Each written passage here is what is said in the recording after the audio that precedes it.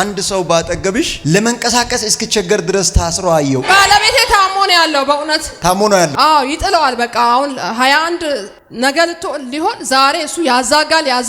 ይሄ በቃ እንደዚህ ገብርኤል ምናምን ነገሮች ያዛጋልና ነገር ይጥለዋል። አረጋ ተብሎ የሚጠራ ሰው አረጋ የእህቴ ባለቤት ነው። አማራ ነው። ሞቷል። እህቴ ሞታለች፣ እሱ ሞቷል። አያትሽ ማን ይባላል?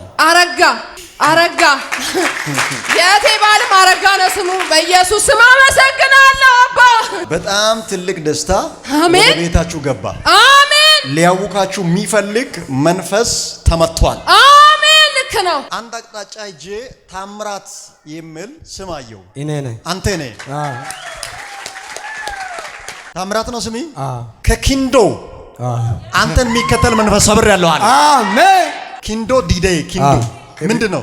የሚስቱ ሀገር ነው። የሚስቱ ሀገር ነው። ዘናጭ ቤት ሶዶ የሚባል ከተማ ላይ ዳር አይደለም መሃል ላይ። አሜን። ሶዶ ነኝ።